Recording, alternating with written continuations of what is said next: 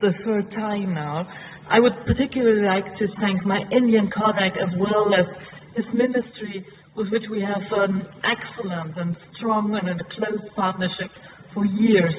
You made this day possible, so thank you very much.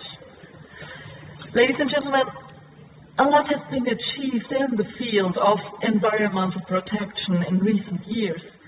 Just think of renewable energies or the growing demand for ecological products. However, we also have to admit that progress in the implementation of the 2030 Agenda and the Paris Agreement is very slow.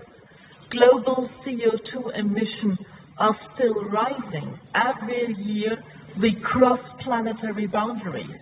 The window of opportunity for a transformation towards a low-carbon economy is dwindling. It is high time that consumers and companies reduce their ecological footprint. Governments, business leaders, and civil society needs to do even more to accelerate this change. First, the goals of the 2030 Agenda and the climate targets of Paris have to be taken seriously by the government. Some areas will require laws to catch up. Let me give you an example. In Germany, we have to decide to phase out coal-fired power generation.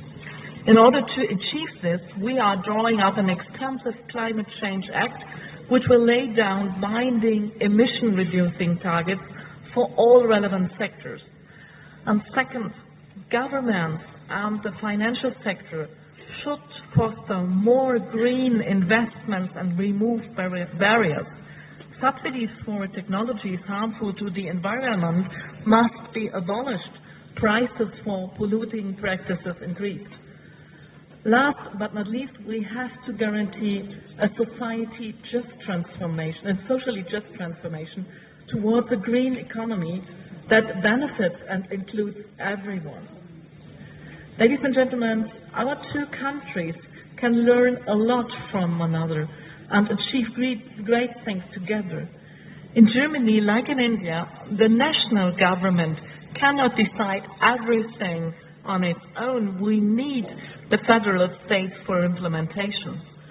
The Conference of Environment Ministers of the German Federation and federal states is a key driver for environmental protection, even though the approach might vary from state to state. The reason I am saying this is because partnerships are indispensable for successful environmental protection.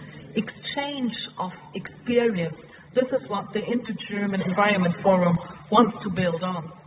And I'm delighted that the Indian government adopted the air quality monitoring program, most contribution to climate action too. As you may know, until the 1970s, many German cities have been frequently affected by health-threatening smog. The situation improved only after years of efforts by citizens, by environmental associations, and environmental policymakers.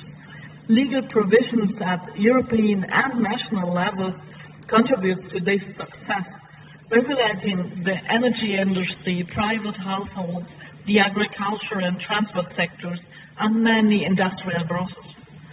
More stringent emission limits for vehicles and using best available techniques in industrial production also were a part of the strategy.